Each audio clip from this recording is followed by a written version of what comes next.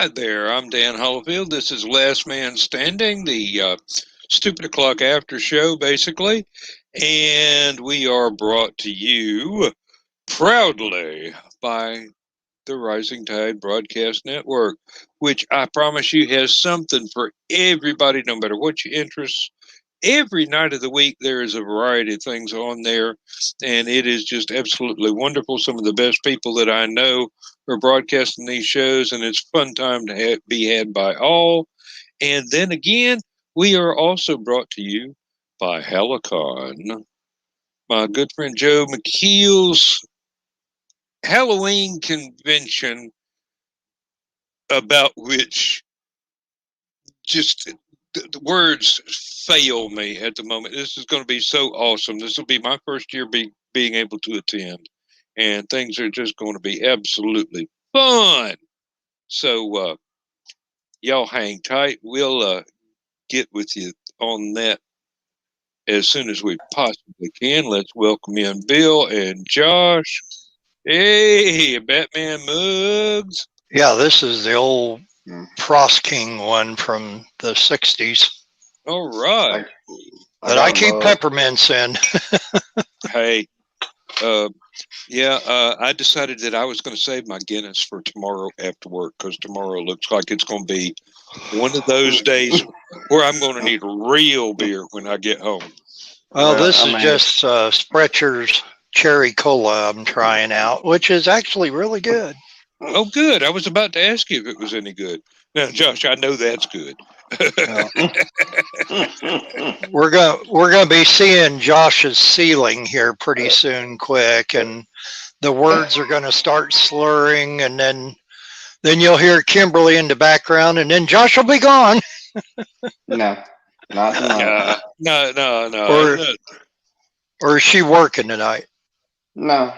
Oh, she's here? Okay. Yeah. She got to be at work at 5 in the morning. So. Ooh. That's even before my alarm clock goes off. My alarm goes off at 6 a.m. and I usually am hitting the time clock at 6:30. Wow. Yeah. Thank goodness it's a very short commute, and the traffic is not too bad if I leave the house early enough not to get behind the school bus. Oh yeah. If I get behind if I'm 10 minutes late and I get behind the school bus, I will still get to work on time, but I will not enjoy the drive nearly as much. Oh, now. Yeah, my work schedule tomorrow is going to be not till the afternoon, so about 3:30, and then I'm going to work till whenever, so I won't be going to the auction tomorrow night, even though I got my headlight fixed. Now feel that I'm safe enough to drive. And actually, it was because Josh is kind of privy to everything I've been going through with it, but had one headlight dim on the driver's side. Mm-hmm. And the other side was fine. And I thought the headlight was going out, replaced it. No, it's the lens cover and it needs to be cleaned. So I cleaned that, still dim, and took it over to my friend's house tonight in Champaign, which is the reason why I was super late, stupid o'clock. And wasn't grounded. I had a bad ground on it. So yeah, we spliced in another ground wire, and now it works fine, but I will be working tomorrow night, so I might be a little late to the green room, even though I won't be going to the auction. And then I got to work all day, Saturday, Sunday, Monday, Tuesday, which still should be able to do the shows, at least Stupid O'Clock, or maybe most of Stupid O'Clock, because we're in the final days now. This estate sale is going to be a week from Saturday, and I'm just overwhelmed still with everything we have to do with it. Well, but we'll get it done. One thing I got to point out, tomorrow night marks the shift from 6 o'clock to 7 o'clock for drinking with the Davies with Ted and Christine. Oh, Yeah, because Michaela moved her show to Mondays instead of Fridays. That opened up the 7 o'clock hour, and Christine and Ted go, "Hey, we could use a little bit of extra time to muddle the muddling and all this other stuff."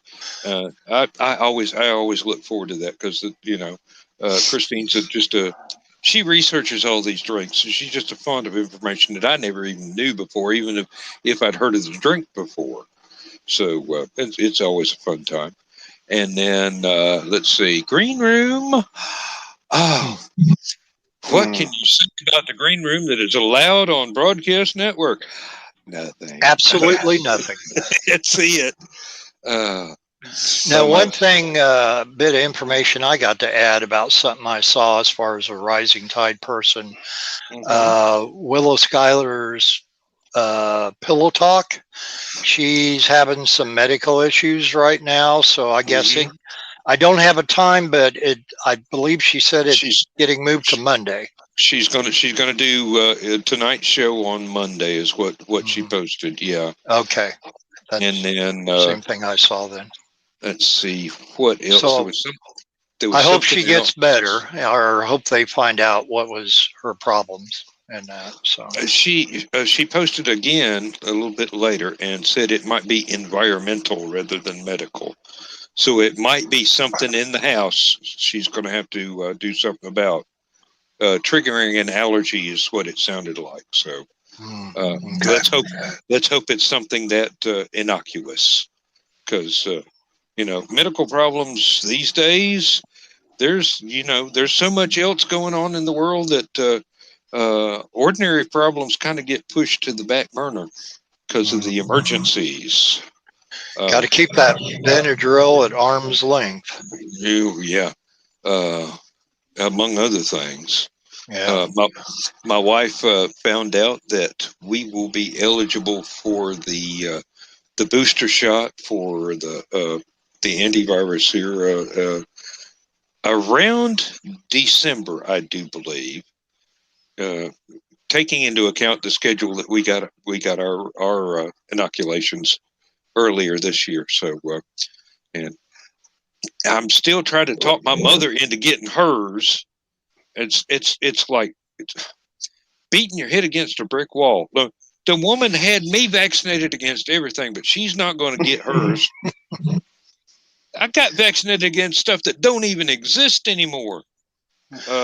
Well, but since I got vaccinated, it died out. So yeah.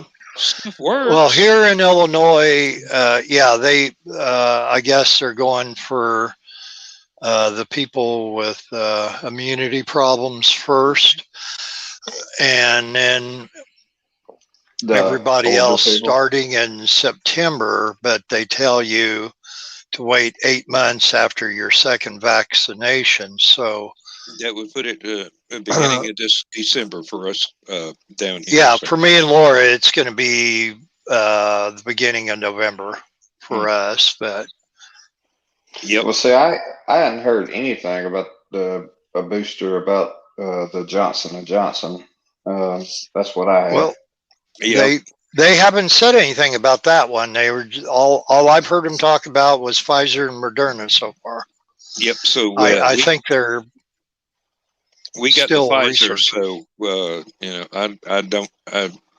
it's just like Bill said, 8 months, and like I said, that will be sometime in the beginning of December.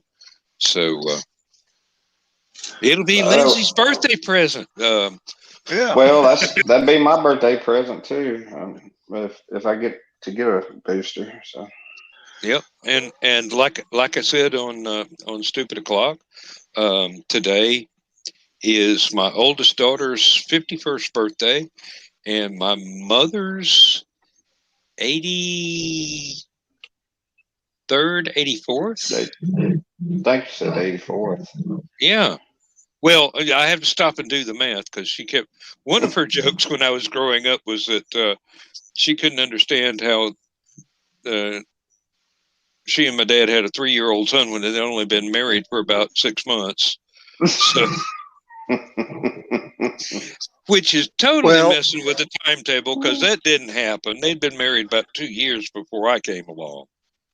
It's, my just mom let and you- dad got married in January of '62, and I was born in July. So, somebody got a head start there, yeah, Yeah. no, you but know, it's all out of love. Yep. It really is. everything turned out just hunky dory. I think my mom's confusion is because Detroit, Michigan is in the middle of a time warp and nobody knows what day it is up there. Bill, since you wasn't available earlier, let's see. The There jab. you Oh, go. wow. You got to tell Kimberly to stop giving you hickeys on your arm there. Yeah. What happened? Oh, that was a great nurse that didn't know how to take blood. Oh, God. Yeah, I've had those before. Yeah, he said it was a 20 gauge needle, and I said, "What? The shotgun gauge?" Yeah. No, 12 gauge. 12 gauge. Yeah. Wish it was a 20 gauge. That would have been a lot smaller. All right, it's time for your inoculation. Yep. Lock and load. Yeah. Like John was saying about his mother being a phlebotomist and doing all this stuff. You don't have to worry until she puts little feathers on the hypodermic and stands across the room and throws it at you. Yeah, Oh, yeah. that dark. Yeah. That's when you know they're good. No, Yeah, I had really. surgery on my knee back in '79, and they were coming in taking blood from me seemed like every 20 minutes. they told me, "Oh, we're not coming in that often," and but I mean, it welded up bigger than what Josh's looks like now. And I said, "Could you at least take it out of the other arm for a change?" They kept going to the same arm, the same area, and they're like, come on. I would have told him the second time. Good. Can you just install a tap? Yeah. Yeah. I was about to say, if you had an IV in, I mean, Yeah, really should have been. Put a Kager tap in there and just turn it on and drain out what you need. And really, I mean, I've got one of those that used to be a gag thing back in the 70s. You would have what looked like an IV bottle that you would mix up cocktails in, and it had its own little stand there and a little drip thing that you'd open up the valve and fill up your glass and close up the valve. It was great for anything that was one of those that had well, let's just say blood colored like cocktails. That yeah. It wouldn't work for a slow Bloody gin Marys. fizz if you didn't wait until you put the fizz in after you'd already put the alcohol in yourself. Are you talking about that? Ooh.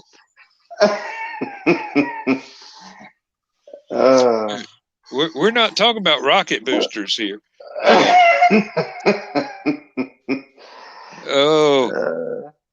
Yeah, and you do realize in the 70s there could have been anything in that mix, that particular cocktail. Oh Lord, I remember a dorm party where there was a trash can with a clean trash bag in it that somebody had made 35 gallons of hunch punch. Everclear Yep. I don't know what all was in it. It tasted like Mad Dog 2020, and I was crawling down the hallway towards the bathroom about 6 hours later. And I think I made it, but I don't remember very clearly. College was a fun time. That's why they call it Everclear. Nick, because your memories certainly aren't. They're rather opaque. How'd you do, Chris Walker? See, you just got in there. Hey, Oh, I didn't Chris. even have us on the And comments. I didn't either till Hey, just now. And hey, thank you, Nick Chris, Talkert. Nick, Josh Waltrip. Yeah. Thank Yeah, y'all for being here. Um, sorry, I was still on the stuff for playing more videos and starting the show here. Once I get started talking, things just kind of slip my mind. You just got to excuse me. Uh, well, if you're coming to Hallowcon and we meet in person, you will understand that I'm not as scatterbrained as I appear. I am more so. hey, Dan, Well, squirrel. Really? Find us a chipmunk and we can have some Brunswick stew. Yeah. hey, And what is the exact date of Hallowcon? Halloween weekend. Let me look that up right now. I've got to go forward a month. Nope, that's backwards. Let's see. Thursday the 28th is when I will arrive. The actual con starts on the Okay, 29th, 30th. 28th. Sunday would be the 31st. If you're smart, you show up on the 28th, check in, and check out on November 1st. That way you get to enjoy the Sunday night activities, after con parties and things like that, and then go home, which if you're anything like me, it's a bit of a drive. Well, But, you know it's a drive for me. oh yeah, it's even longer for you than it will be for me. I think it's right at 2 hours. 3 hours for me. yeah, and where most people are leaving on a Sunday, I always say, screw that, stay an extra day, and then go out, when you got some time to go home, and you're not, for one, you get a good night's sleep after having con sleep all weekend long Yep. and not really having it. So you're pretty much drained from a con, and you're going to sleep hard that night anyway, and then so you'll be a little bit more refreshed on a Monday morning or even Monday afternoon, depending on what your sleep schedule is, Yeah, and most then go home hotels on that day. most hotels the checkout time is like 10, 11 in the morning. Yeah, You and know, that's you very you doable. get to beat the lunch hour rush hour out of whatever town you're leaving, and by the time you get to anywhere close to where you're going, you pretty much miss the quitting time, 3 o'clock in the afternoon rush hour going home. So and I've got a brand new route planned out, which if it works, I will incorporate into going to LibertyCon. So basically, I will go, instead of getting on I-20 and circling way wide around Atlanta to keep from going on 285. We will be going down to 129 around Jefferson and going north from there towards Gainesville, and kind of zigzagging around the busy parts of Gainesville, and then on up to Dalton. And if that works, and if it works better than the slower roads on I-20, then we'll start doing that and go up to Dalton, and then go up to Chattanooga from Dalton for LibertyCon after that. Well, I was gonna say if I'm able to make it, I've got doctor's appointments around that time. Mm-hmm. I've had every day this week. I've had a doctor's appointment. Got one tomorrow morning, 9 o'clock. But um, it'll be 2055, 2059 north. I can be up there 2.5 hours. Yeah, that's even shorter than me. You're more northerly in Alabama than I thought you were. I thought you were way down south for some reason. No, right there at Birmingham. Birmingham. Okay. Okay. Well, I Are mean, you, I'm are, 30 minutes from Birmingham. Josh, are you closer to Birmingham or Tuscaloosa? I'm south of Birmingham, 30 minutes south. Okay. Yeah, we've got Lindsay and I have friends that are in the Huntsville area. Several friends that are in the Huntsville area that we know from LibertyCon. Well, Stephanie and Doc Osborne for one, and Stacy and Fritz Ling for others.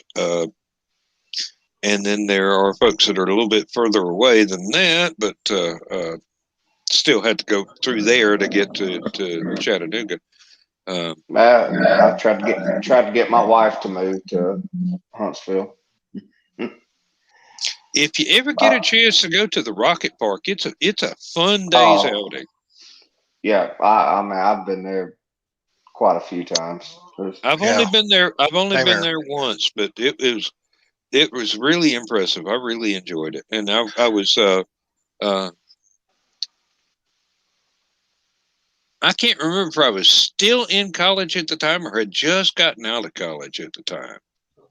But it's a close run thing.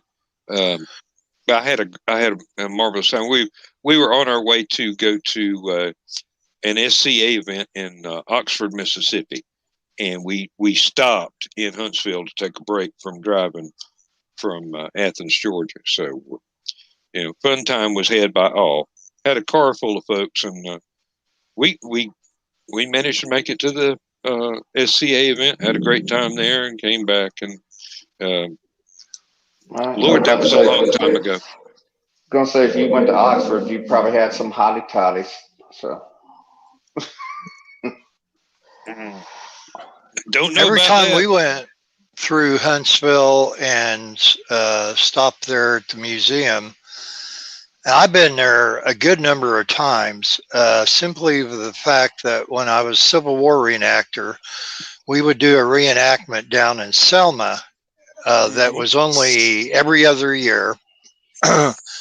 And so, I mean, we drove right by it going down there. And 65. Right. Yeah. And inevitably, there was always somebody in the car with us saying, well, I've never been there, and it's like, and Really? turn around and go. I mean, we had enough time and that, but I mean, we were driving from Indiana and we were on a 14-hour trip almost to get down to Selma. We would leave early in the morning, only stop for breakfast at the Cracker Barrel or to get gas or so, and still wouldn't get to Selma before dark. And this was always trying to think what weekend it was. Late April. We'd get down to Selma, of course, all the trees are nice and everything's green and flowers are blooming and it's 80 degrees out during the day and that. And then we'd go back up north after 3 days of joy down in Selma and back to our winter of discontent in Indiana, The highs might have been 42. Across the Kentucky state line, and all of a sudden there's 8 feet of snow. Yeah, it's like, man, it got, we come back, I go back to work, and they're like, where have you been? You got sunburned, Now, you mentioned you were doing reenacting. Have you ever heard of the Civil War reenacting group out in Socorro, New Mexico? There was exactly one battle of the Civil War that took place out there. And almost nobody knows it ever happened because that's a way far out. I mean, that's out past Texas. But they actually had one battle there. And it was, as far as I know, it was pretty much local groups on both sides. I don't think there was that many that was sent out from the main armies of the North or South to go all that way to fight over a hotel. But and you say they hold a reenactment out there as well? they had done up until the fellow that was the main driving force for the event passed away about 15, 16 years ago. Yeah, I don't remember if it was right before Lindsay and I got married or right after, but she was his home care nurse. And he was one of these rocket science dudes that used to work at White Sands and Huntsville and places like that.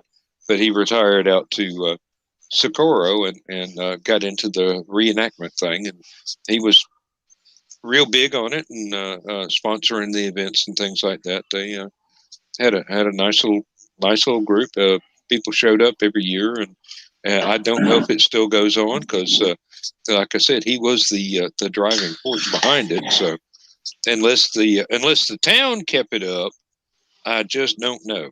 But well, the one down in Selma, Alabama, like I said, it was only every other year, and it wasn't a huge reenactment, but it was on the actual battleground, on the actual battlefield. And we were camped right there along the river, and we were a stone's throw away from the bridge that Martin Luther King marched across and everything. You know, we were just right in that vicinity, and they would have a little skirmish on Friday night, but mostly because people came from everywhere, and our little group from Indiana came. I always thought we came the furthest, but there was other people that came out from the East Coast that would go down to this event. And I'll tell you why.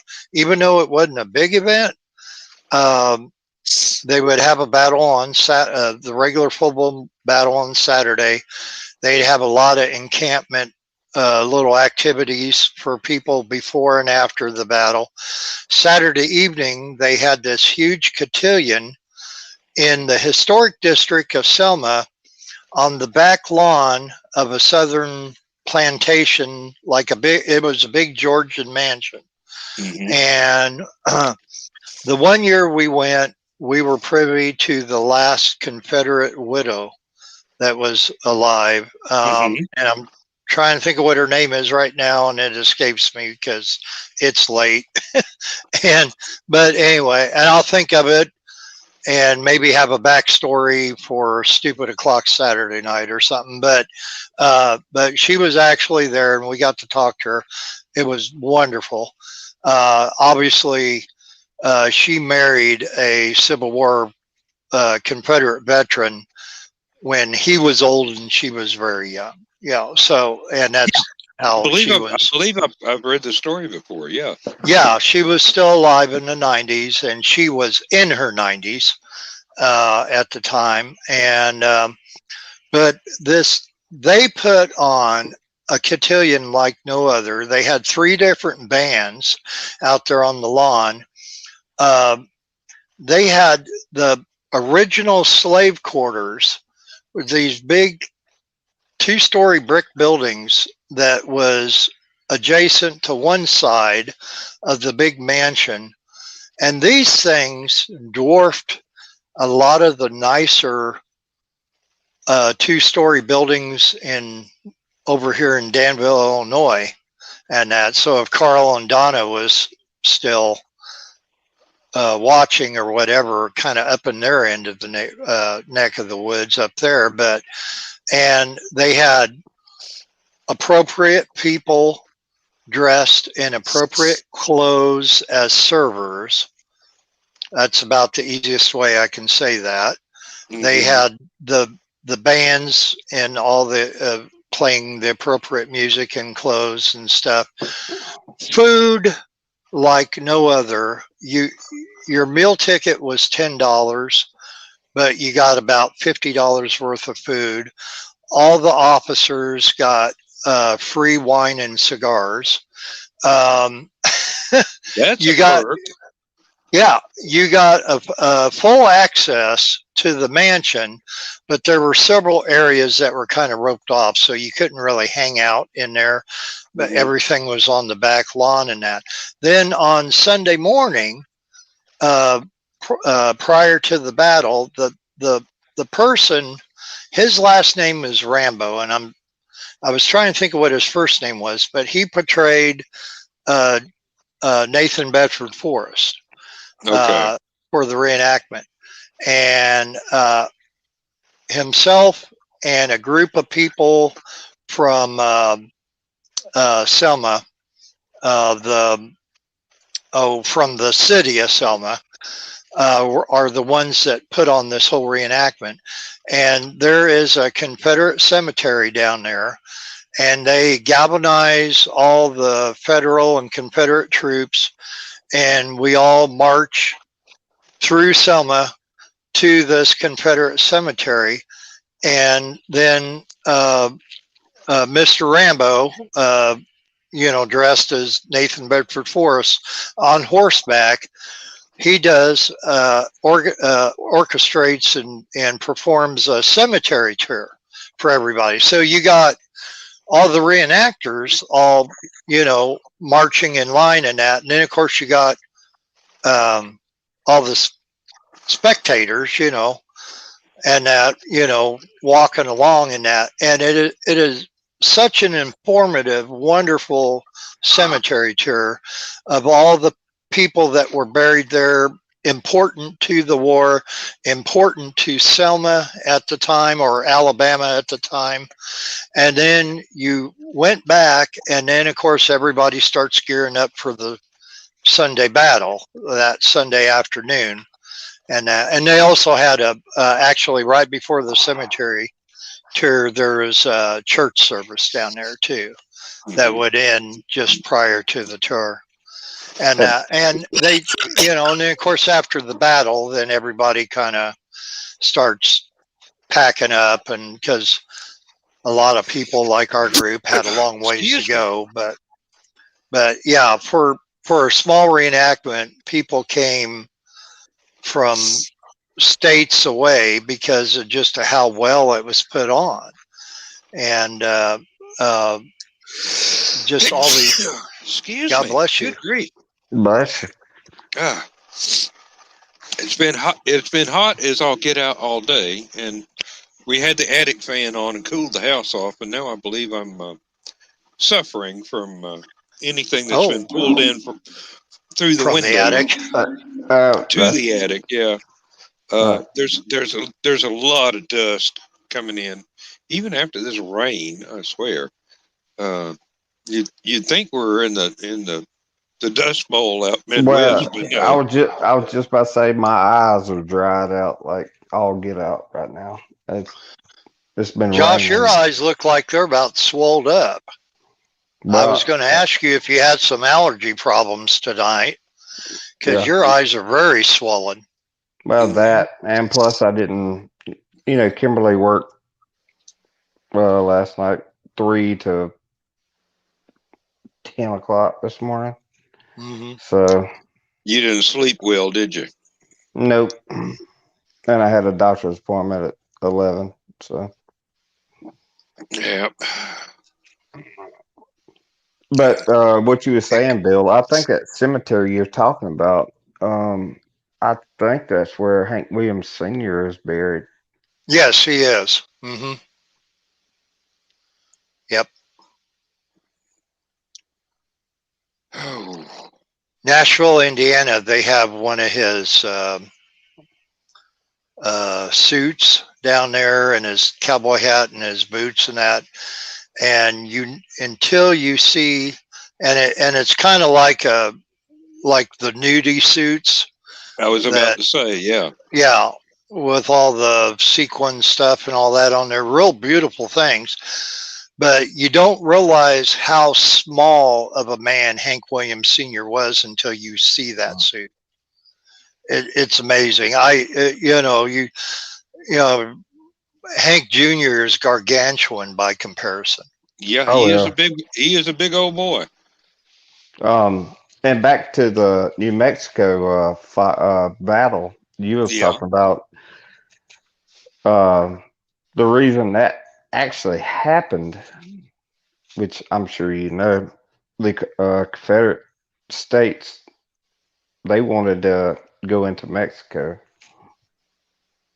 So that's one reason that happened. So Well, New Mexico is a little bit further north, but yeah, it was a gateway down through the Texas way, and there is a border through there. Yeah. all right, well, you wouldn't know it now, but Well, so, no, I have I've never lived out there, but my wife has, and three her three kids have all lived in that area, and her youngest boy and girl still do. Um, her youngest boy, her only boy, is in Albuquerque, which is way north of Socorro. But her youngest daughter is out west of Socorro, out past uh, the VLA radio telescope facility. Out near a little place you can actually find on the map called Pie Town and Magdalena, and as well, I got to say, you've got to go down about 5 miles of dirt road from the nearest paved road before you ever get to their driveway. So they are a long way out in the sticks. And when we were out there, got a moth here trying to fly in my eyeball. When you're out there, if you go outside at night and you look up, there is no light pollution. You can see the entire damn universe up above your head. It's like, wow. God, you could just reach up and grab the Milky Way. I mean, it's right there. Uh, it was absolutely beautiful, and it's a lot of the area out there. You do have mountain ranges and hills and things like that, but a lot of it's pretty flat. If you see a rainstorm coming in, you can actually stand there and watch it for hours before it gets close enough for you to feel a drop of rain. It's just it's awesome. It is absolutely awesome. Um, it's some beautiful countryside. It looks barren in a lot of it, and until it rains and you see everything bloom. But then you go by other places that have maybe underground springs and stuff like that, so the water's a little closer to the ground, and it's just absolutely beautiful green. Uh, I have seen herds of wild antelope jumping across the damn fields, just running just for fun. And oh, uh, cows like you would not believe. There are more cows than people in that county. I mean, by a dramatic number. Matter of fact, you can actually wind up in prison for hitting a cow with your car. Hey, it used to you used to not make it to prison, but nowadays, yeah, you drive carefully out there because you don't want to hit nothing, because almost everything is bigger than your car. More cows than people. There's a vegan joke in there somewhere, but No. I ain't touching it. Hey, Yeah. well, cows kill more people every year than sharks, and I believe I know where they're doing the killing. So, Well, I was gonna say something about alligators, but I'll keep that one to myself. wait till tomorrow night. Yeah. Yep. Now around here, there's a family about 3.5, maybe 4 miles away. They raise buffalo, and you'd be driving by, And if you're not aware of it, if you're not local and you happen to go down that road and you just look over and there's like, them's buffalo. And yeah, well, it just so happened it was a fellow that he owned well, his family, his kids still own a local sporting goods store, and he had plenty of money. And he's got a nice sizable acreage here, and just got the buffalo to roam on it, and it's just if you're driving through there on a winter morning and you see one of them looming out of the fog, you kind of get a feeling of what Jurassic Park would have been like if it had been just a little bit later, after the asteroid and some of the mammals had come up, and you got something big as a bus staring at you from over a fence. Isn't it wonderful, Dan, that you and I are at an age that we can both remember when the buffalo, bald eagles were this close to extinction and super protected in that, and now they flourish everywhere. I mean, we drive down Interstate 74 here from Oakwood, going through Champaign and that on our way to getting ready to go north, go up Chicago, and it is not uncommon at all. Look, oh, there's a family of bald eagles up in this tree, or you see the nest and there's a mama flying across, or what, you know. And up here in Illinois, and Carl and Donna will attest to it if they were here, you know, they are coming everywhere around here now. And several years ago, it was saying, hey, there's actually a family of bald eagles over in this one reclamation site that they, you know, and then that was it. And now they're everywhere, all last late winter, early spring. And Josh will attend to this because a lot of times I was talking to him on the Zella walkie-talkie app. I'd go out over our Kickapoo State Park over here, which is about 3 miles north of me here in Oakwood. And Bill can't get he can't bald get a picture. eagles. Yeah, I cannot get a clear picture. And I don't know how many times I went out there early this spring and sitting freezing to death trying to just get it, and you would see him. She'd be flying back and forth across the river. We got I was sitting down there on a bench at the middle fork of the Vermilion River, which is the most scenic river in the state of Illinois, and trying to get any type of a photograph of this female, and it was a younger female bald eagle, and it just, I guess if I had the right equipment instead of my cell phone, or you know, more patience or whatever, I would have got the shot, but I sadly not. I tell you the one way that I would do it, but I don't have the equipment working anymore because the damn thing died. I dropped it too many times.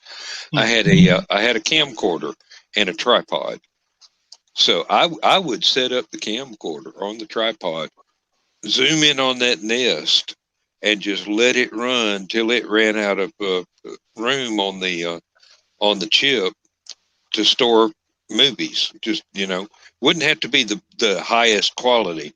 Matter of fact, to make it last longer, I'd make it the lowest quality recording, and then go back and chop out still photos from when she got there and when she flew off and stuff like that. But, you know, that's like I said, I can't do things like that anymore because I'm too clumsy with the equipment. Well, somebody mentioned to me about trail cams too, to set up trail cams and let them take the picture, or hunters cameras, but they don't have any kind of a zoom effect, whereas a camcorder would. I mean, you'd be able to zoom in as far as the optics and the mechanics of it would allow. And believe me, the one I had, you could get pretty close. But the thing is, if you don't just turn it on and let it run, if you touch it, it's got the wobblies. So anything that, and I imagine if you had a stiff breeze, it would still act like that. But you could get lucky. One of the other critters on the endangered species list that's made a recovery, the California condor. Yeah. Now they're coming back. Yep. Well, I mean, now that they're trying to burn the entire state down, I don't know how good they're going to do, but they'll move to Washington, I guess. They definitely need a permanent rainstorm over Death Valley right now. Turn that back into a lake. Yep. That's what they need. I will be right back. Okay. I was gonna say Lake Mead is dry. Mm-hmm. What we were talking about, Josh, while you were gone, was I said, isn't it wonderful? I told Dan, isn't it wonderful that while you're we're at an age to where I'm using eye drops right this second. Go ahead. But isn't it wonderful that we're at an age to where we both knew when, like what Dan just said about the California condors, the buffalo, the American bald eagles were this close to being extinct and, heavily protected in that. And now they're flourishing everywhere. And it just, and like I said, up here in Illinois, we have families and families and families of American bald eagles everywhere. And it's the same way down here. Mm-hmm. That and I mean, it's kind of like with the wolves. They were supposedly going. They were protecting the wolves. Then they released all the wolves and stuff, and now they're a nuisance. Mm-hmm. So. Well, up in Chicago, I remember back in the 80s, up in the high rises, they were having tons of problems with pigeons. And of course, everybody knows what pigeons do. And so the city of Chicago, in their infinite wisdom, said, hey, we have a way to take care of this pigeon problems. And they brought in a whole bunch of peregrine falcons. And of course, the falcons were going left and right, killing the pigeons and taking care of this pigeon problem that Chicago was having. And then a few years later, Chicago had a new problem, overpopulation of those falcons. And I've never heard anything about it after that. So kind of like their Asian carp problem that they have up there. That's what I was just about to say. People try to introduce stuff into the environment, and it screws everything else up. It trickles down. Well, there for the longest time, people would do such things, and they didn't realize how invasive certain things are, whether it is Asian carp or a plant species. Oh yeah. That could be so invasive. Might be fine in one area, but then you go to another area and then it's taking over, and we have that a lot up here. The Kickapoo Rail Trail, that they're incorporating from Urbana going all the way to Danville. Were planting native perennials all along the trail, but at the same time, there's a lot of invasive plants, which I know down there for you, kudzu, and that is probably one of your most invasive ones. And that up here, of course, it's creeping Charlie or creeping Jenny, as some like call. They'll call it creeping Charlie when it's a horrible invasive plant. They'll call it creeping Jenny when Lowe's and Menards and all that sell it as an accent plant. I'm gonna hold landscaping. Yeah. I'm gonna hold that joke for tomorrow too. Let me write it down right now. And it was no joke. I saw creeping Jenny in with the little plants like asparagus ferns and spider plants and stuff like that, and they were using it as an accent plant for hanging baskets. And I'm like, these farmers spend hundreds of thousands of dollars on the pesticides to get rid of these because they're literally destroying their crops. Mm-hmm. And here you're selling it as an accent plant. Yep. Down here you've got stuff that is called indigo. Yep. And it actually has a use. It could be farmed for this, but nobody except craftspeople use it anymore. It makes a lovely purple dye. I was about to say it's a dye. And it will pop up in your soybean field, and you've got to go in there and you've got to pretty much handpick it. Yep, you've got to pull it out by the roots by hand because there is no machine that can tell the difference. And there's another thing called vetch, which looks like a creeper type of phlox. Basically, it's real pretty. It's real pretty, but it'll just take over for a small area. Now, one of the things we got down here that I didn't realize was such a huge mess and almost as bad as kudzu is wisteria. Mm-hmm. Yep. We do too. It is absolutely beautiful. It smells wonderful, but it's got vines that will cover up everything just like kudzu. And honeysuckle is another one up here that is very, very invasive. Yep, honeysuckle. I've got two growths of honeysuckle right now that my wife thinks, oh, please don't cut that down. Don't spray it with the weed killer. It's so pretty. And the hummingbirds love it.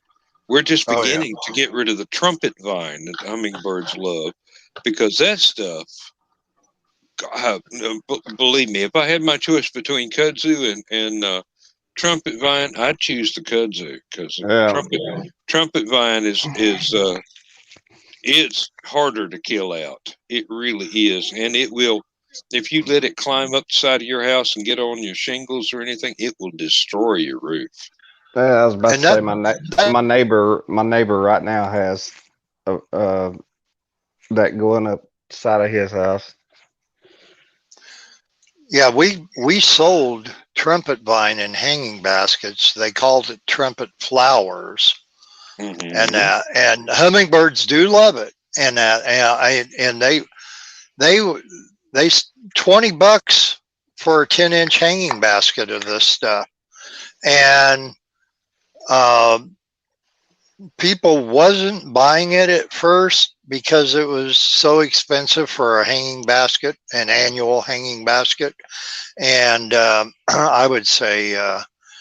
Do you have hummingbirds around there? Oh, no, we tried, but we can never get them around. I said, well, go over to that aisle, pick you up at a hummingbird, nice hummingbird feeder that you like and that. And I said, and don't, worry about whether it's a $3 one or a $30 one. It doesn't matter. And then come back over here and buy one or two of these trumpet flower hanging basket plants. And I said, you'll have more hummingbirds and you'll know what to do with. And that's, and they'll get drawn in because of the hanging basket with the trumpet flowers in it, and then they'll find your feeder, and then of course they always remember, and they'll come back. Yep. I'm sorry to say we've been trying to get rid of the stuff here over the last year, but we had some we just let go, and it climbed up fence posts and climbed across the chicken wire and everything. It was spread out about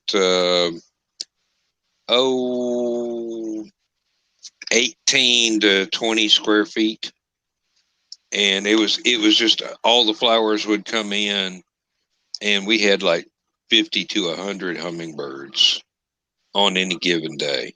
I would sit there on the patio next to my barbecue grill, and I'd just sit there within about 8 feet of this plant and watch them just mob the damn thing. And I'd be sitting there drinking a beer, and all of a sudden, one or two of them had come over and go, "Thank you."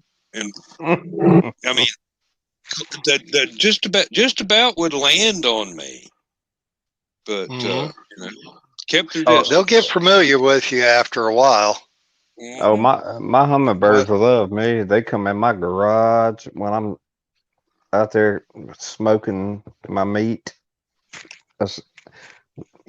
That'll be a good joke for tomorrow night. But but yeah. Now another thing we've got around here are little thumb-sized things, smaller than hummingbirds. They're finches, and that have escaped from somebody's cage or whatever and gone wild in the woods. I mean, they're teeny tiny things. You talking about them little? That's yeah, they're about the size of a grasshopper, basically, and they don't fly like hummingbirds, so you can't really mistake them for hummingbirds. But there'll be all kinds of just gorgeous colors, and somebody bought these and had them in a cage in the house, and somebody knocked the cage over or left the door open or just got tired of cleaning up after them, opened the window and opened the cage and let them on out, and they went wild, and they'll come back year after year after year, and they're some of the most beautiful little teeny tiny birds I've ever seen in my life. Yeah, we have yellow finches up here and that, and I kind of think that that's how they come to our area, because of just getting loose and that, and then they have family after family after family, and now they're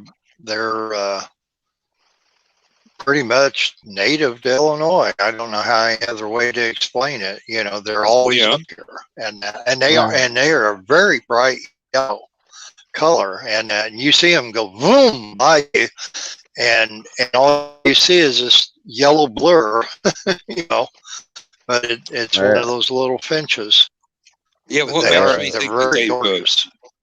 makes me think that they've escaped from somebody is the sheer variety of the color patterns. Because if they were native, it would be just maybe 3 to 5 different things, but this is dozens and dozens and dozens of different colors.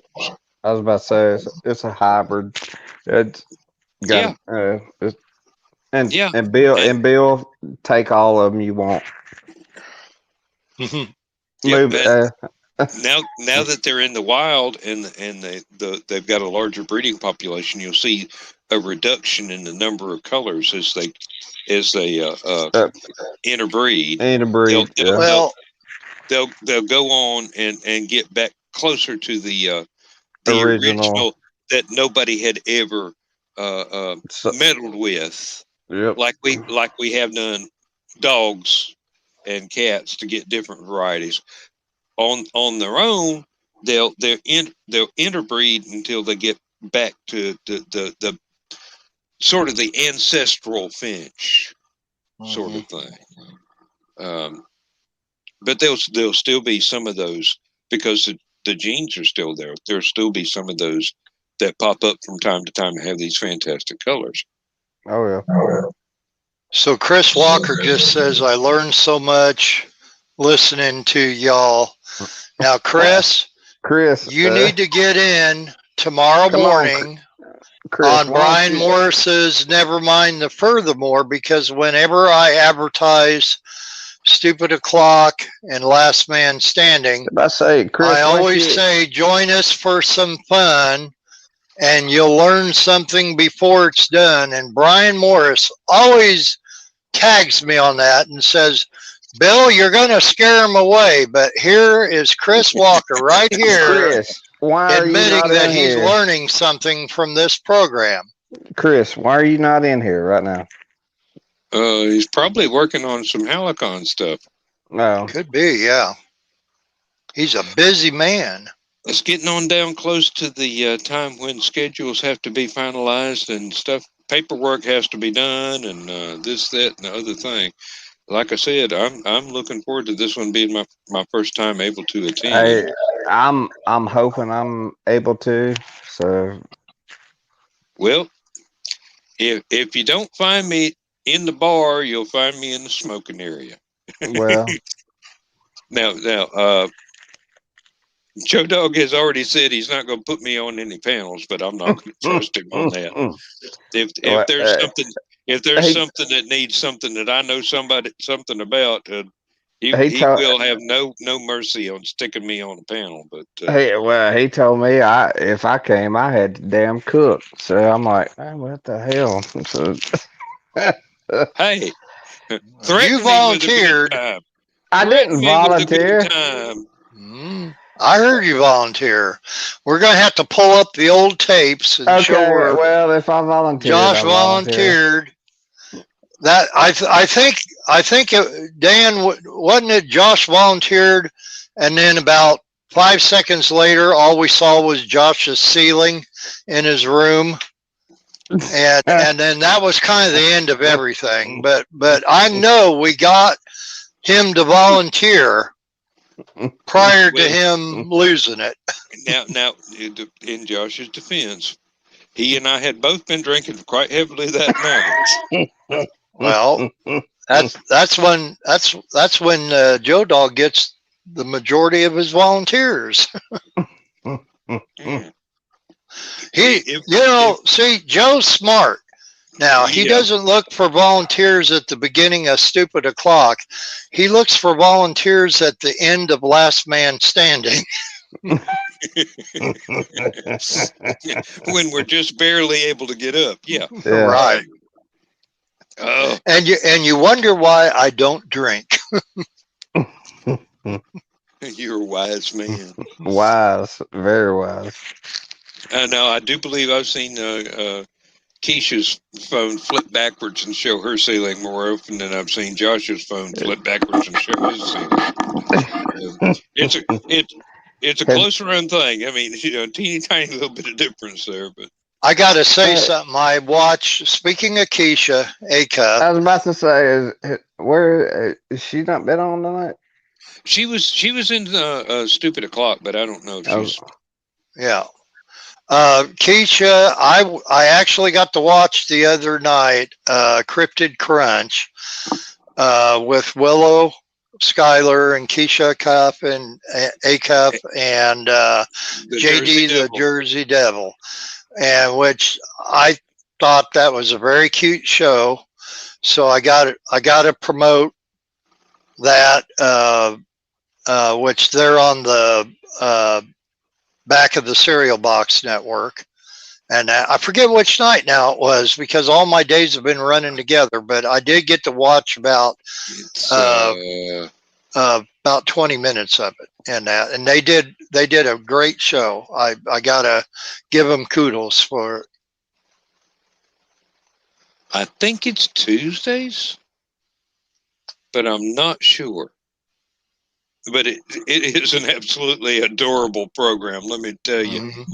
The girls will hold forth, and for those of you who have not seen it, JD the Jersey Devil is a Muppet or a puppet. Yep. The distinction is not clear, and it's very entertaining. It is very, very entertaining, and they do a great job. I found out the man behind JD the Jersey Devil, the man behind the puppet or the Muppet, whichever you consider him to be, actually works for Paramount Plus and does a lot of that puppetry and different other work and that. I learned that through John Pica. Please do not reveal the name. If you, I will not. No, I will not. And the magic works better if we don't know. Well, to me, JD is a real Jersey Devil, and that's the way I'm willing to keep it. And but anyway, I might need a free subscription. And I can't say much, but I'm in kind of, there's talk going on. Started yesterday. It's going to be continued maybe next week. August is really busy for me right now, and but might be some good things going on with me and the Everyday is Saturday Facebook group with some other things. And I don't want to get into it any more than that because there's nothing set in stone yet, but I've been reached out to by. I forgot to ask you about that today. I'm sorry. Yeah. But it will be mutual promoting and sponsoring, and will actually be a benefit to everyone involved. But and when I can release details, I will. And that right now everything is just bouncing a bunch of ideas and seeing if we're all on the same page, and if we are, we can go forward with it. If we're not, and it's drastic enough that nothing can happen with it, then there's no major loss, there's no ill feelings or anything like that. And so it's a win-win situation either way. Yep. And but right now it's just kind of under wraps. And now, I am personally looking forward to Amy and John getting better. Yes. So that Amy can come back with her show and on Rising Tide. Hell's Angels. Well, Creative as Hell is the one. Creative as Hell. I'm sorry. Yeah. Yeah. Because it's they've been under the weather and they're getting better, but yep, just takes time. Oh yeah. And we'll give them all the time they need. And all the prayers, and just want them back 100%, and everything be hunky dory with both of them. And also another Rising Tide person that you want to keep in your prayers is, and I don't know much about it, so I won't say, but keep Luke Stone in your prayers. There's a health issue with him as well. I heard Brian talking about briefly, but I don't know details and don't really need to know details. I just know that I'm keeping him in my prayers as well as Amy and John. Now another thing, I got to watch a couple of weeks worth of Joe D. McPhee's uh, uh, from the desk of a small press publisher. Now, if you're into comic books, and I have to admit, I haven't been deep into comic books for several decades now, but I still have an interest in it. But it's just absolutely fascinating what he does with his show, and I wish there were more people watching, because he does not have as many viewers as he deserves. I'll tell you right now, he needs people showing up and throwing down with him, because Well, it's some good stuff. yeah. Well, talk about rising tide. There's just a lot of people that need to be more rising tide with people like him, because Jody McPhee's a great guy, Yeah. and he, been on here a lot. We've seen him in the green room a lot, and I think he needs all the backing that he can get to continue his I've watched a lot of times and catch up, and with and this is my apologize to everybody that has all the shows. For one, you just can't watch them all live, and and either because of personal things going on in your life, or just sometimes, hey, I'm just stupid and I forget, and even a lot of times when you set the Facebook reminders, they don't really remind you, and or they don't remind. Yeah, like Brian and them, Joe and all them, show starts at 9 o'clock and it reminds you an hour later, and so I am one who, the reminders on YouTube are not any better. No, they'll tell you when the show is starting. Yeah, it's supposed what to start you want, 30 minutes later. What you want is them to tell you, hey, it starts in 10 minutes. But because Facebook and YouTube and I'll throw StreamYard under the bus too, because I've seen it had some issues. Until they get their acts together, and that, what I do is I watch the shows on the reruns, and I'll type in the comment, hey, watching on the rerun, and make a couple of favorable comments, and make sure to like the show no matter what platform you're watching it on. Make damn sure you subscribe to their channel too, and subscribe to them. And there's a lot of them, and man, oh man, Dan, Josh, I'm guilty of this myself. I'm going to be the first to tell you. I swear there are so many that I think, yeah, I subscribe to that. And you go and you check it out and you look, and I'm like, maybe I don't. Yeah. And so, I obviously rectified the problem right then and there, but it's hard to remember them all. I know exactly what you're saying. Yeah. Between the 3, maybe 4 different groups like Rising Tide, Back of the Cereal Box, and the other 2 whose names I can't remember at the moment, but I'm sure they're they probably wish I did remember, but it's all, there's so much out there. There's so much out there, and it's only really taken off in the last 2.5 years. Yep. And we all know why, because we need to socialize, and if we can't socialize in person, we're going to socialize online. So there. Can't keep a good bunch of people down, but that there's absolutely there's something for everybody out there. Absolutely. I've been enjoying Ted's Wednesday night show about the conspiracy theories, the truth mongers.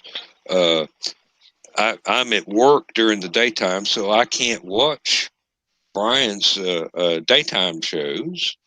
I can't watch Ted's daytime shows, I'm not really that much into collecting watches, so the one of his shows is not quite my cup of tea. But knowing Ted, it's some fascinating information if you're into collecting different kinds of watches and things.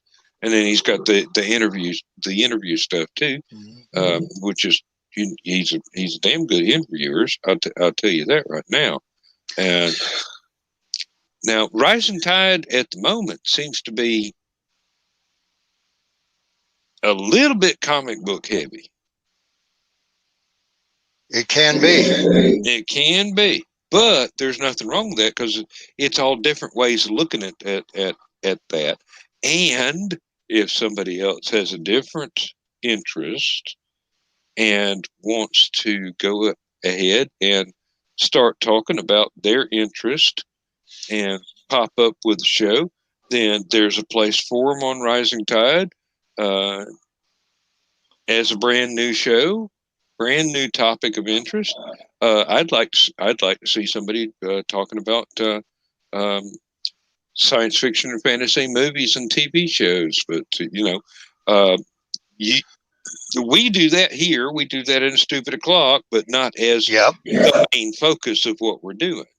I was about to say, Dan, that you got two shows on the Rising Tide Network that does that, and that's Stupid O'Clock and Last Man Standing.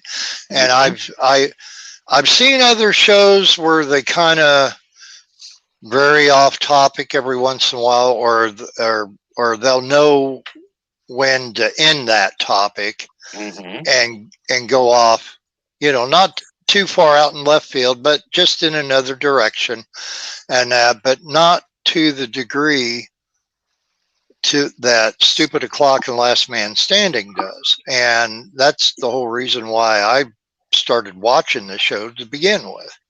Well, you got to remember, I am a writer. Joe Dog wants to be a writer. And almost everybody that comes on the show is a fan of different movies or TV shows or things like that. So we've got all these references we can toss off against one another, and it's like if you're playing D&D and you don't wind up doing Monty Python jokes about halfway through, you're wasting your time. Well, yeah, I'm about to say, if you don't make it funny, every now and then, if it's not fun, I mean, you're wasting your time. Everything should be fun. Everything should, even if it's just something that you've only got just a few other people that you know of that share your interest. You try and make it as fun as you possibly can and get them to come in or get them to watch and make comments. And some of the comments will pop you off in another conversation. And believe me, Stupid O'Clock is one of the best places for out of left field conversations being started by a comment. Believe me. It's glorious. It is absolutely glorious, and I'm glad to keep up the tradition here for the insomniacs among our crew. I mean, that's how we try to do our podcast or our live stuff on our weather group. Yeah. Try to have some funny stuff, even though it's serious stuff. What weather group is that, Josh? I have no idea who you're talking about. See, United. There you go. You have no idea what he's talking about? No, not at all. Not at all. See, Josh, promote, and when you're done doing that, Josh, promote again. Now, and Chris, don't Walker, say our weather group. Say the United Weather Network. Chris Walker, you got to talk like Joe Dog did tonight with 1,000 subscribers. Just say it 3 times over and over and over. Hey, we're about to hit 2,000 actually. So There you go. Now, Chris, we were talking about out of left field stuff about different movies and TV shows. Now, Chris Walker and I have been sitting here, and you guys were busy elsewhere, and he and I have been sitting there and talking about different kinds of music and whatnot, and just going on and on and on and on and on and on. And I'm sure that everybody that had been watching had go, oh no, it's the old farts again, talking about what the music was like in the 70s. Chris was not around in the 70s, as far as I know. He's a little guy then, but definitely I remember stuff from when I was in high school. I went to Cracker Barrel for supper tonight. The guy that helped fix my headlight, I repaid him by buying him supper tonight. And Bill, hold up. How many times have you ate Cracker Barrel this week? Twice that I know of. Okay. I haven't ate there in over a year, and in the last month I've ate there about 5 times. But anyway. That's a lie. Anyway, before I was so rudely interrupted, and reminded that I need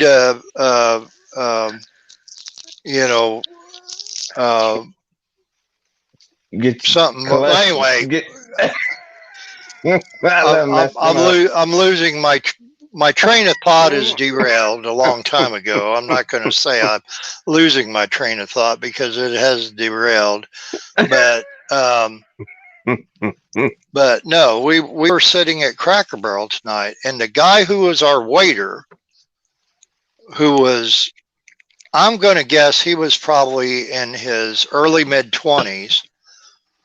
They had I asked for the watermelon lemonade, which you can't get it at Cracker Barrel now because they switched from their summer to the fall menu.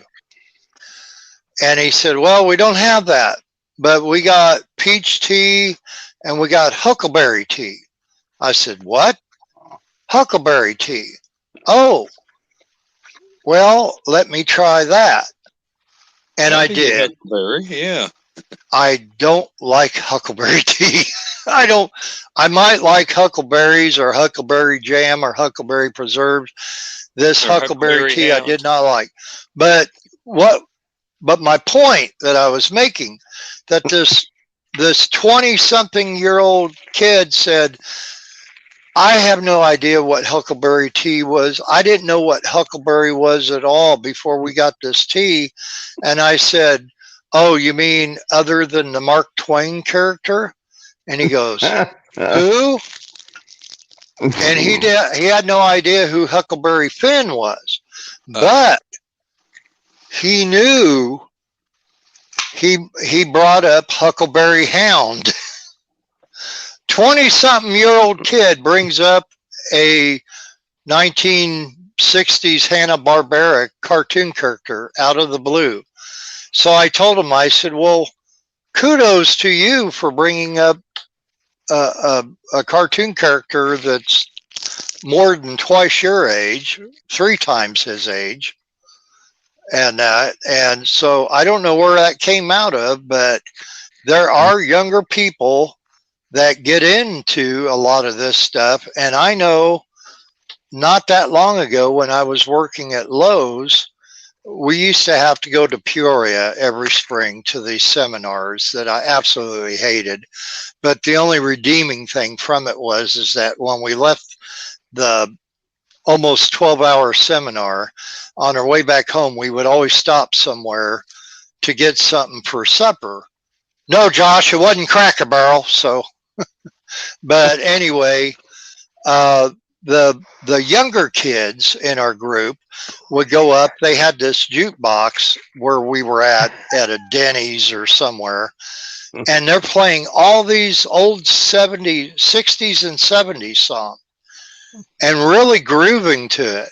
And I'm like, why are you playing that? And they said, well, you don't like it? No, I love it. I grew up with it. what's your reason?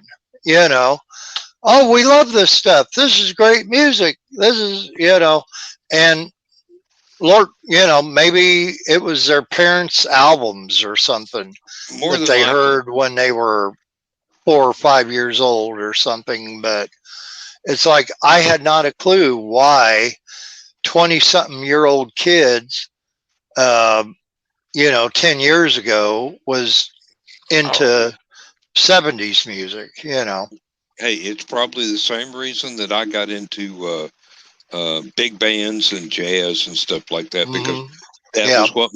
was the teeny tiny record collection my parents had, and they had the Dorsey Brothers and Glenn Miller and stuff like that, and I just absolutely fell in love with it. Oh yeah, love Glenn Miller. Oh yeah, well, I love them all, but I do have a cartoon question for you.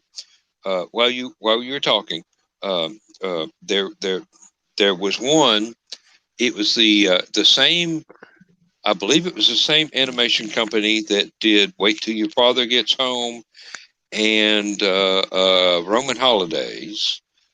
But the male characters were on a football team. Oh, where's Huddles?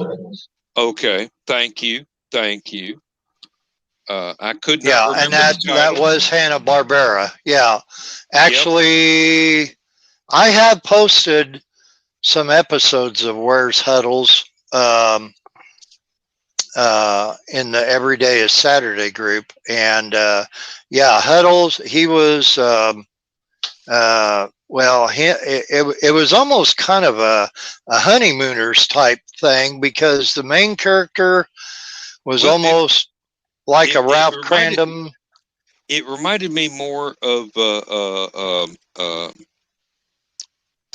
main character reminded me more of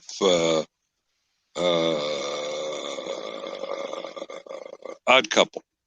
Walter Odd Couple. Okay. Yeah. But I'm thinking, and I'll have to look it up because John ain't here to do it for us. But I'm thinking that the main character in Where's Huddles well, while you're looking, Joey Ross. While you're looking that up, you're just talking about all the shows on the Rising Tide. Yep. How can people watch or listen? Oh, well, let me click down here, and this is the most current schedule for Rising Tide. And if people can full screen everything, you got let's see, it's too small for me to read at this scale. Me too. let me full screen my own stuff. Okay, Sunday starts off with us at 1 a.m. at the Last Man Standing. Then the next thing would be 10 p.m. with Comics Chaos and Sass, which is our really good friend there, Heather. And then Monday in daytime, you've got Never Mind Furthermore. Then at night, you've got Michaela Jade's Tidbits and Scribbles around 7 p.m. Tuesday, you got TED Talks in there, 10 a.m. Then you got at 8 p.m. you got Clever Title Pending. Wednesday, well, actually, you have it Monday, Wednesday, and Friday at 10 a.m. is Never Mind the Furthermore with Brian Morris. And then once the evening hits at 7 p.m., you got Truth Mongers there, which Ted has said is going to be bi-weekly, but he's doing every week, so I'm going to have to change that. Then bi-weekly, Joe Dog has said he's doing the Armchair Rocket Science updates with the fellow that lives down near the spaceport and is right there whenever SpaceX is doing something. Then Thursday in the mornings at 10 a.m. you got TED Talks, at 7 p.m. You got Comic Book Spectrum. At 8 p.m. when Amy gets well again, you're going to have Creative as Hell. Then you've got Stupid O'Clock and Last Man Standing, which we are doing right this minute on Thursday nights, 9 p.m. and 11 p.m. Friday, you got another, never mind, furthermore. Friday at 7 p.m., you got Drinking with the Davies, where Christine and Ted teach you how to make all these classic mixed drinks and show you the history behind some of the stuff that you never knew before. And you've also got at 8 p.m., you got the Historical Fencing Guild. And during all of this, you've got the green room going on a different unmarked, unlisted adult channel. And then Saturday, you've got From the Desk of a Small Press Publisher at 10 p.m. That's Joe D. McPhee's most excellent show.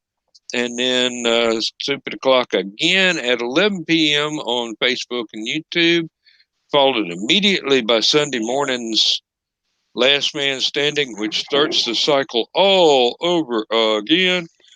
And you got Armchair Rocket Science as a wild card whenever somebody is fixing to do a launch anywhere. And then Late Night with Keisha, roughly midnights, when she gets fully recovered from her surgery here. She will pick a specific date and put it on there, but she's doing her best. Late Night with Dan. Oh, well, yeah. You got 30 months to when Last Man Standing becomes every night of the week. Oh, and I can't wait. And I'm going to do my best to go ahead and do my absolute best Johnny Carson. But is this a website or anything they can go to? Well, there is a Facebook group for Rising Tide Publications, and there is Brian K. Morris has a listing for Rising Tide stuff on YouTube, and he covers everybody in the group's channels. Now, there are people that we support that are not in Rising Tide, and there are a lot of good stuff going on that isn't in Rising Tide. One of my absolute favorites is Tuesday nights. You have Legend of the Traveling TARDIS at I believe it's 6 p.m. and it's on Facebook and YouTube. That is that's Christian Basil and a host of a really amazing people. And then as a add to that, an add-in to that, they have the actor from Doctor Who who played Dorian Valdemar, and his name is Simon Fisher Beckett, and he does about a 10-minute show roughly once a week, but I think it is premiering in the afternoons because he is in England, so it's at night for him. It's always entertaining. It's explorations of different philosophical points as it has to do with science fiction, fantasy, and real world events. Got a little bit tangled there. Let's see. There's other stuff that is just absolutely just wonderful, and now it's just totally escaping my mind because I don't have a list in front of me. All the stuff from Back of the Cereal Box Network, the Cryptid Crunch, the Back of the Cereal Box show. I need to make a separate schedule card for them because it's stuff that we all pay attention to and we all love as well, and it's got some of our friends in that. carrying over. And You've got Nick Cockert's Historical Fencing Guild on Friday nights too. That for some reason, I did not read when I had the schedule card in front of me. But and now look, Nick is trying to teach people how to use sharp, pointy things to get their arguments across and kill people genteelly and civilizedly, and have sport and fun in something that is actually an Olympic event. But and just whatever you do, don't go to Nick's house unannounced, because he may meet you at the door with one of those big pointy objects, or a mace, or a javelin, or you never know. He might have a catapult aimed at his front door. I was about to say, it kind of sounds like a Bundy or a... No. He's smarter than that. There have been nobodies found. So. He'll tear down his brick wall shower curtain in the attempt to get to the front door, but he will make it there. Oh, one person we forgot to, that's very much part of Rising Tide. This woman is more Rising Tide than anybody I ever know of, just simply because of what all the promoting of everybody else that she does. And that is our own Cindy Kep, who did her very first comic book based on her book Animal Eye. And Raul Cruz, who I'm sorry, I forgot his last name, did the wonderful artwork too. So I'll just jump in real quick and do my elevator pitch for her, if you'll allow me, that I do on Never Mind the Furthermore in the mornings. I'll say the bird's the word when you get Cindy Kep's nice and nifty newsletter by subscribe to her newsletter at ckoepp.com. It's really something to tweet about, and her newsletter is very, very uplifting. It's very positive. It's full of a lot of useful information. It's you'll get a giggle or two, not only from her style of jokes, but cute little videos and little special surprises she puts in her newsletter every month. And then if you had been a subscriber to her newsletter, you would have found out a lot about Animal Eye before this comic ever came out. And now I'm anxiously awaiting for Animal Eye 2. I really am. And I hope that she will get started on it soon, because we just need to keep her working, more than anything else. Now, I don't remember whether I mentioned Willa Schuyler or Heather Ellen or oh Lord, I'm having aphasia here. I can't remember the other lady's name. They are all three so important here. They've been promoting everybody, and it's they did, and their own shows are really, really wonderful as well. I'm not. Yeah, Willow, Heather, Keisha, yeah, and there are a lot of people who will come in. No, they don't have their own shows, but you'll see them chime in on others and that. And well, of course,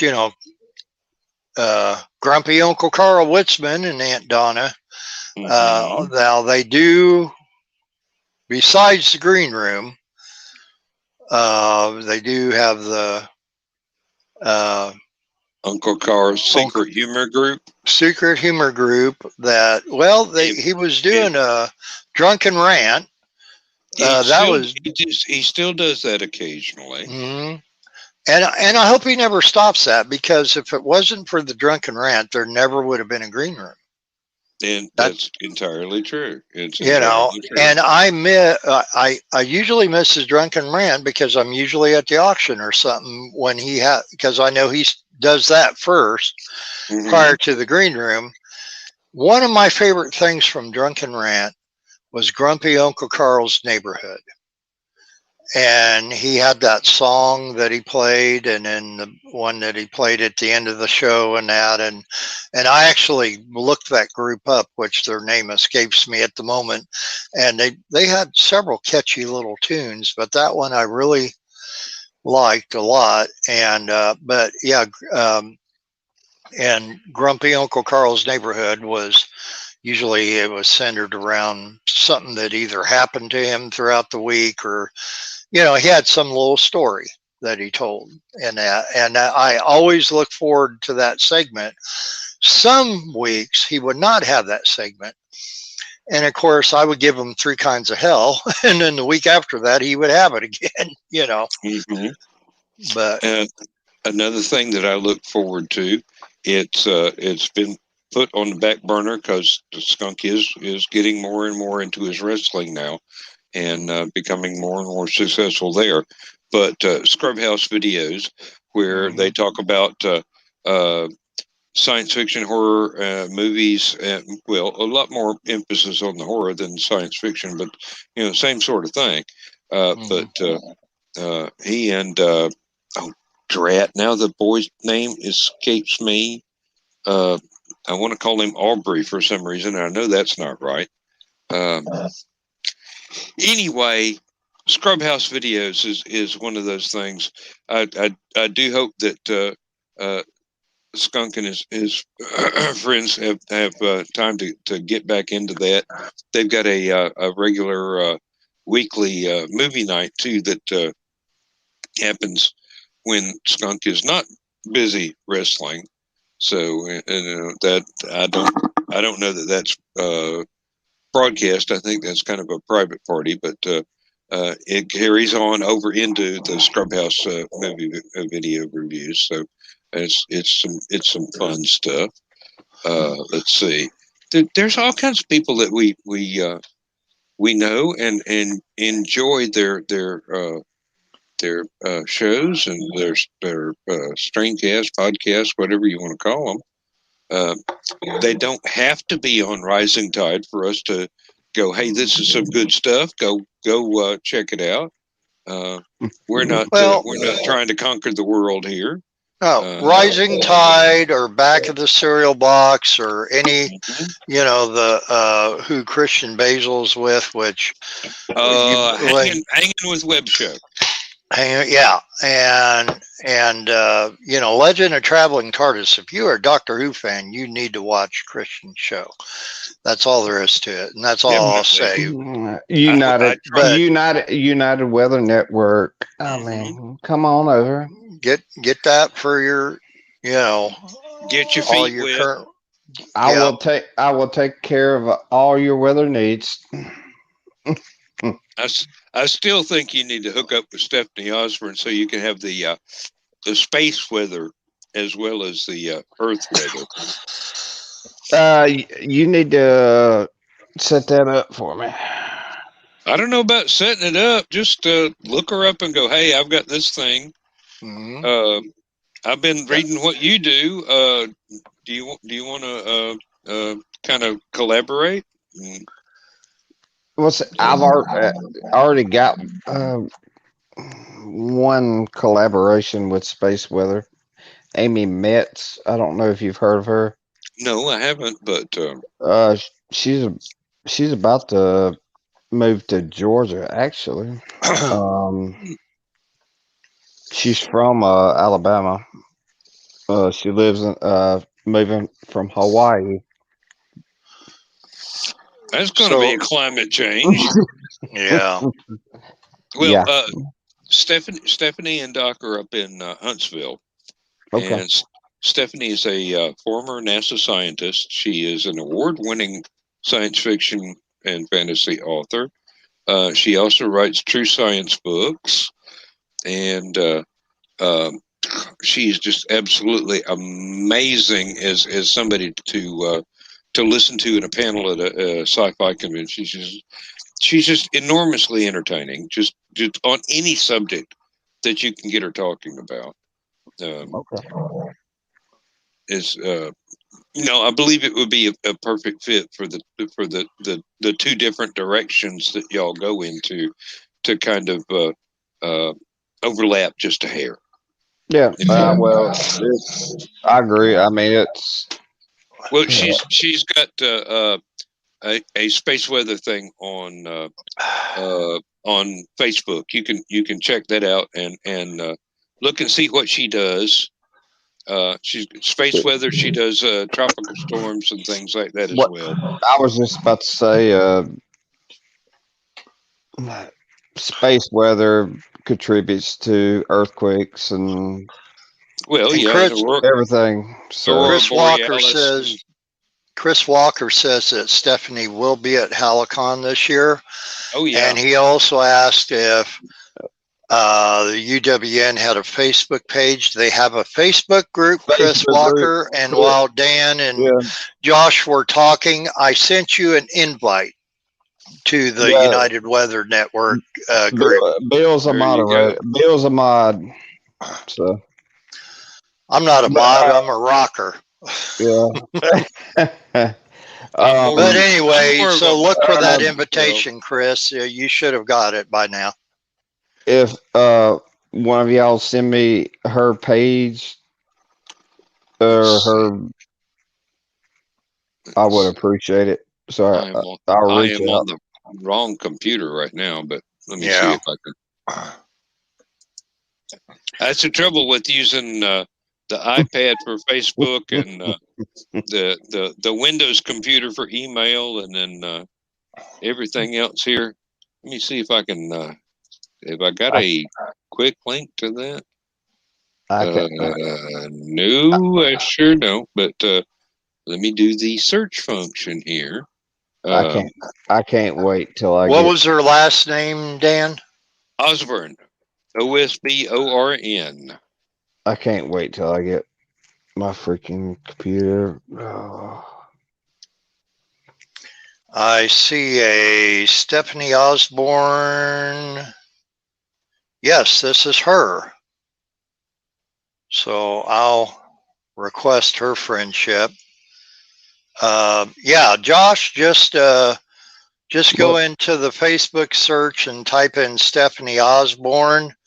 She has a picture of her cat for her profile picture and a very beautiful cover photo of some lake or ocean or something. But yeah. Yeah, now her husband Doc does almost all of her book covers. He is a graphic artist, a stage musician, and an all-around great guy. Let me tell you, he's just fun to know. All over the what you call it spectrum here.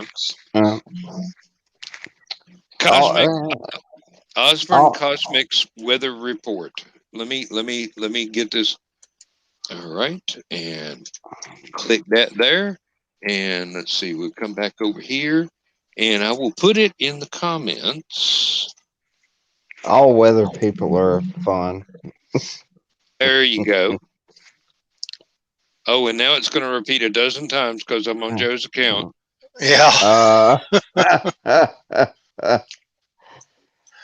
And I wasn't able to share tonight's shows because I didn't get in early enough, and I apologize for that. And Dan, as far as for Saturday night, I should be in for at least most of Stupid O'Clock, but I'm afraid because of coming up on this estate sale, I don't think I'll be able to stay for your show on Saturday. But so I'm trying to make up for it tonight, and we'll also try again, obviously, next Thursday night as far as for this show. But well, I mean, you got to do what you got to do. I don't Hey, lay claims on anybody's time. We've been putting in some long hours. We Tuesday was just about a 12-hour day. Hmm. And I actually so think my wife has got to work till like 3 o'clock in the morning Saturday. Uh, so you need to stay up to be home for her to wait at the door with a cup of coffee and maybe a couple cinnamon rolls or something for her to eat, so she something like can that. kind of decompress, because she is a frontline worker at a VA down there, which we all are very thankful for. A And breakfast burrito and an Irish coffee. there you go. Yeah. And then afterwards, you can take a Dimetap nap, Josh. Okay. Yeah. Yeah.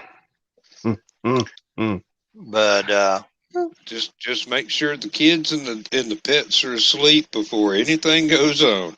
They ain't no kids here. It's just a pet. well, One Oh pet. well. I was going to say, you got your dog now. Your dog, that's your kid. Yeah. Well, thankfully none of mine are living with us anymore, but we have had a few. We have had a few here. But they're grown and on their own, and I wouldn't have it any other way. I'm proud of them, And every step of the way. that's why they call you Last Dan Standing, because you're able to. Last dad with your wallet out, yeah. When those youngins were real youngins, you probably wasn't standing very long, but you got up awful lot of times during the night, I bet. Oh, I got rode up a couple of times when one or two of them were sick, and I stayed up all night just making sure that they made it through the night all right and everything like that. One of my grandsons is still embarrassed to this day because he almost got me fired for being sick when he was still in diapers. I'm going, it's just the way life happens. Don't worry about it. I've still got the job. I'm still getting paid. While I was married, I used to work a 7-day swing shift with Futurex Plastics. We made the truck bed liners and cattle feeders and all kinds of things. And I told them at work, they would have you fill out to where you would work 4 hours, come in 4 hours early, or stay over 4 hours late if somebody called in or somebody had to go home. And I said, fine, I'll do that. But you got to realize I have a wife and 2 daughters myself, so I may be one of those people calling in or going home early or whatever. Well, yeah, but as long as you don't do it on the nights that you filled this out. And I said, there's no promises on that. I can't guarantee when or when not one of my girls are going to get sick.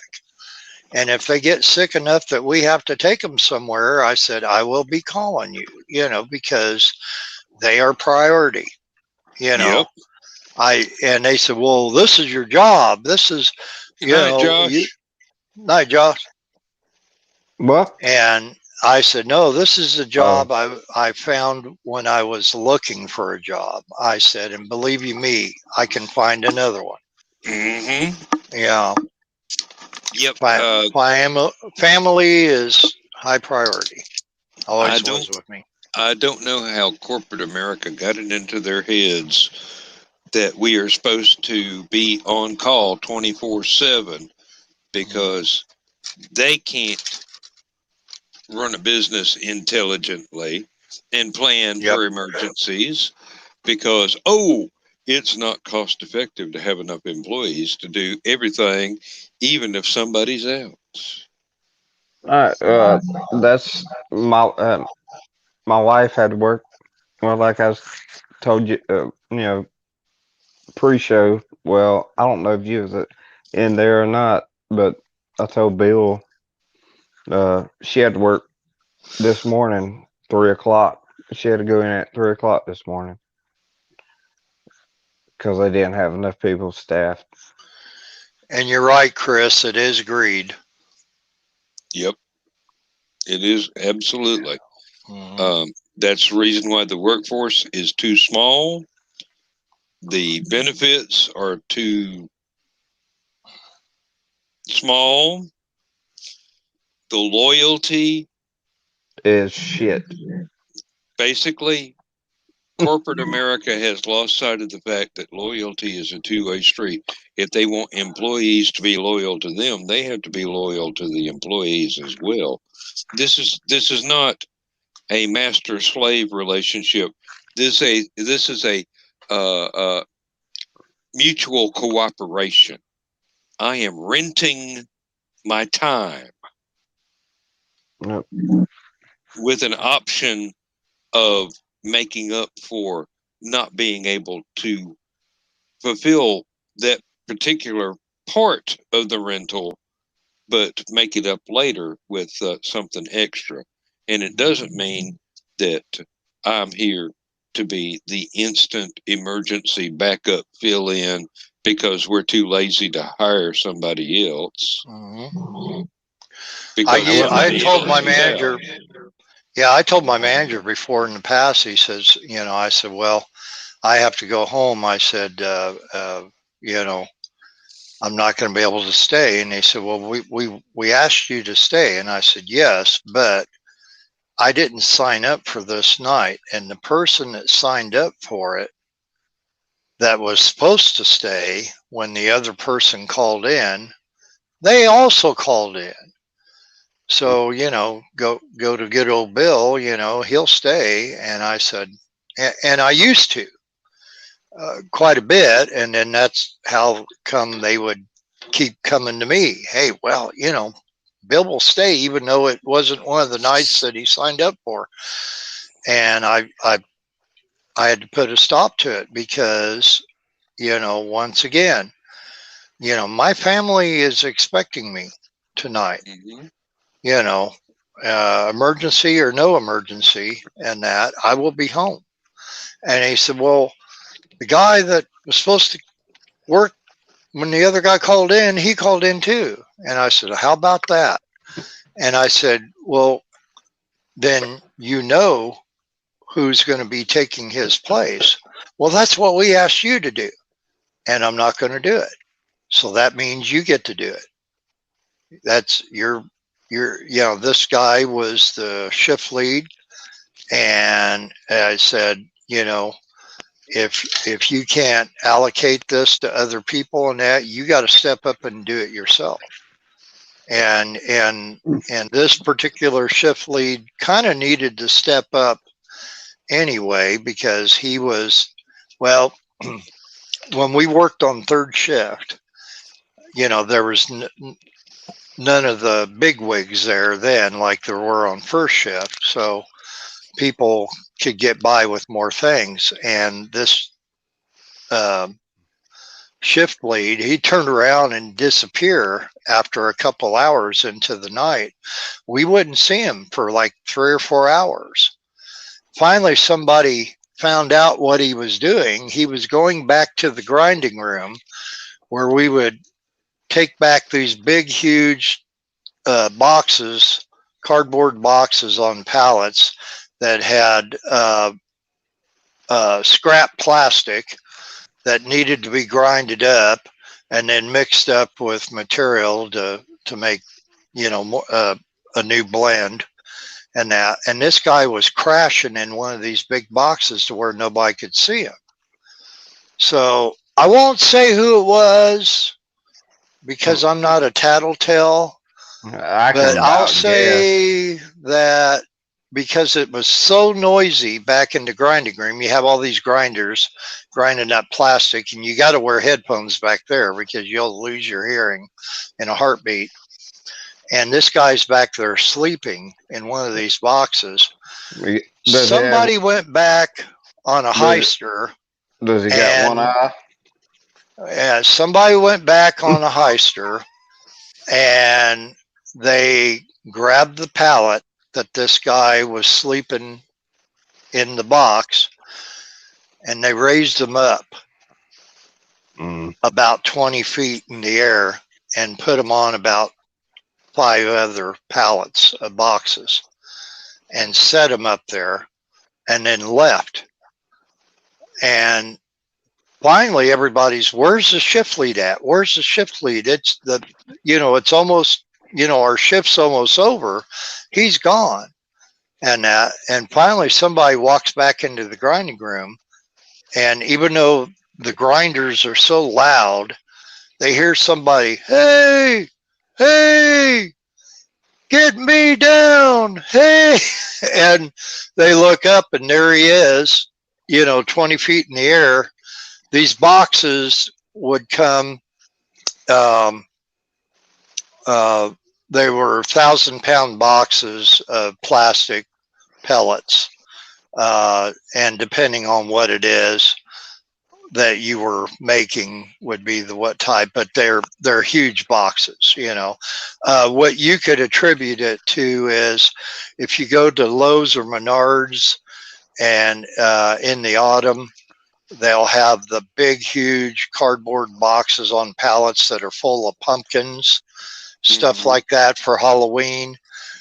Think of a box that, well, a little bit bigger than that, but something that would fit on a 4x4 pallet. So, yeah, so that was the last time that guy ever did that. Well, feel sorry for him. Yeah, that's the whole reason Kimberly left the hospital, is they was working her ass off. They couldn't keep any employees out there and shit. So, well, they have a high turnover rate, just like a retail store would. Oh yeah. And but now since the pandemic, that's made it that much worse. Yeah, they had great pay, great benefits, but they still couldn't keep nobody. Couldn't keep anybody. Mm-hmm. So just didn't make no sense to me. People would come from like a CVS or something like that, and they'd come in there and be start off at $15 an hour, $16 an hour. Oh, they didn't like it. They'd work like 2 weeks and quit. Yeah. Well, and that's the thing. The company that I was working for then was, I went through the company to get hired on, but they had such a high turnover rate, they started to use temp agencies just to get people in there to keep working, because people didn't want to work 7-day swing shifts. And Chris Walker says there's more than just pay and benefits to a job, and that is true. Absolutely. Yeah, 100%. And I can't see. I don't know why I ain't seeing chat. I ain't seeing comments. Do you got it? Yeah. Don't have it on private chat. Have it on regular comments. I got it now. Okay. But Chris, why don't you join us there, buddy? Oh, I was hoping that we'd wind up and go to bed here soon. I know you need to get out, and I forgot about that. Yeah, I got a doctor's appointment really early, and it's already 1. So it's the witching hour up here in Cornfield County. So I got a doctor's appointment at 9 o'clock. So which it's just teledoc crap. So at least you don't have to go there in person, huh? Good luck with whatever it happens to be. It's just a head doc therapist. Oh, okay. I need one of those. Checking to see if there's anything in it. I just gotta sit there and talk for an hour. They shine a flashlight in one of his ears, and then if they see the beam come out the other side, then they got a problem. No. It depends on whether or not they see Daffy Duck or Bugs Bunny coming But out the other end. Yeah. Yeah. Now, Come out his ear and I'll walking leave it to around your his nose. imagination which one it indicates that you're healthy. yeah. Yeah. Oh, Depends on what kind of medicine I might get. uh, And God, Chris I is hate saying that he's going to have to head that way soon, that he just wanted to participate for a little while. And we're happy that you did, Chris. Yep, and if you got Sunday morning to spare, you know where we're going to be. All right, I was about to say, Chris, hope you in the green room tomorrow night. Well, yeah, Chris, since I can't be on Last Man Standing Saturday night, Sunday morning, and that, I think you could fill in for me. okay. Wrong mouse. Good grief. That's what it takes for using two computers at the same time. Should be able to be on Saturday night for both shows if nothing All right. happens. Good job. Remember what universe we live in. I'm not sure I know. Things can still happen. All right. Okay. Well, yeah, I think Josh is gone. He didn't even leave his shadow behind. So good night. Wow. Good night, Bill. Let me click down here so I can get to the outro, and we are just about all set up here. Thank you very much again for being here. Thank everybody for watching. If you were here while we were doing the recording, or if you watch it again sometime later on the replay when it's some sane time of the day or night, we do appreciate it, and we hope you had fun. And Bill, looking forward to the next time we can get together. You be careful, and tomorrow night, see you then. Saturday night, you have a good time. I may come in to Stupid O'Clock Saturday night, kind of like this, but you'll know why.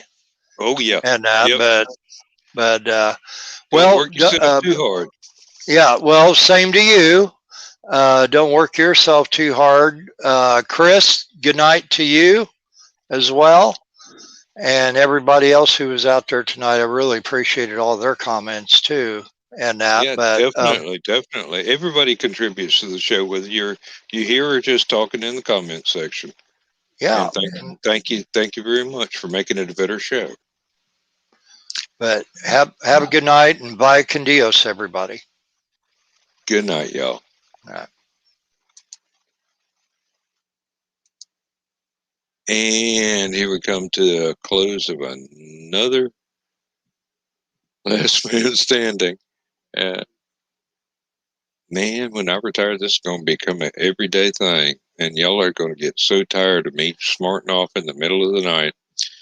In the middle of the night. Okay, that's about 30 seconds. So let's just look at the background for just a second.